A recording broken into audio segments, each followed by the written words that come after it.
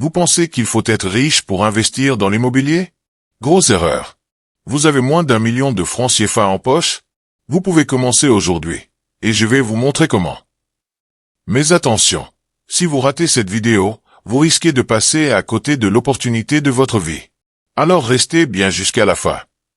Investir dans l'immobilier avec moins d'1 million de francs CFA. Je dis bien, moins d'1 million de francs CFA, oui c'est possible. Partie 1. Le mythe du gros budget.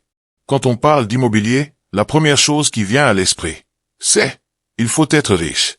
On imagine des immeubles, des villas, des millions. Bref, un rêve inaccessible.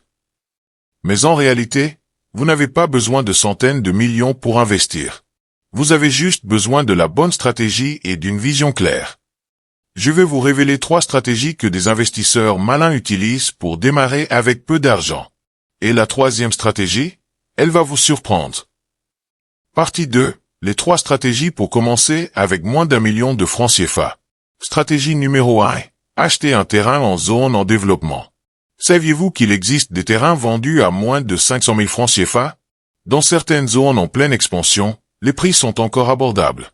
Et devinez quoi? Dans 5 ou 10 ans, ces terrains peuvent tripler de valeur.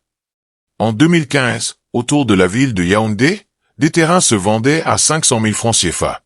Aujourd'hui, ces mêmes terrains valent plus de 3 millions. Astuce. Faites vos recherches, ciblez les zones en développement et investissez avant que les prix n'explosent. Stratégie numéro 2. Investir en groupe. Si vous n'avez pas assez d'argent seul, pourquoi ne pas investir avec d'autres?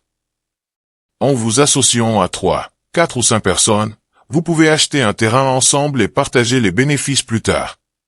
Imaginez 5 amis qui cotisent 400 000 francs CFA chacun. Résultat, ils auront 2 millions francs CFA pour acheter un bon terrain et le revendre plus tard à un prix X2 ou X3. Conseil, mettez tout par écrit pour éviter les malentendus. Stratégie numéro 3, la location-gestion. Et si je vous disais que vous pouvez investir dans l'immobilier sans acheter de terrain ni de maison? Principe. Et la location-gestion, c'est simple. Vous prenez un bien immobilier en location, vous l'améliorez, peinture, ameublement, déco, et vous le sous-louez à un prix plus élevé. Par exemple, vous louez un studio à 50 000 francs CFA par mois, mais en le meublant et en l'inscrivant sur Airbnb, vous pouvez le louer à 15 000 francs par nuit et générer 200 000 francs par mois. Astuce. Cette méthode est légale, mais assurez-vous d'avoir l'accord du propriétaire. Partie 3. L'appel à l'action. Maintenant que vous avez ces 3 stratégies, vous avez 2 choix. 1. Ignorer ces informations et continuer à croire que l'immobilier est inaccessible. 2. Passer à l'action maintenant et commencer à bâtir votre patrimoine immobilier, même avec un petit budget. Dites-moi en commentaire, quelle stratégie vous intéresse le plus?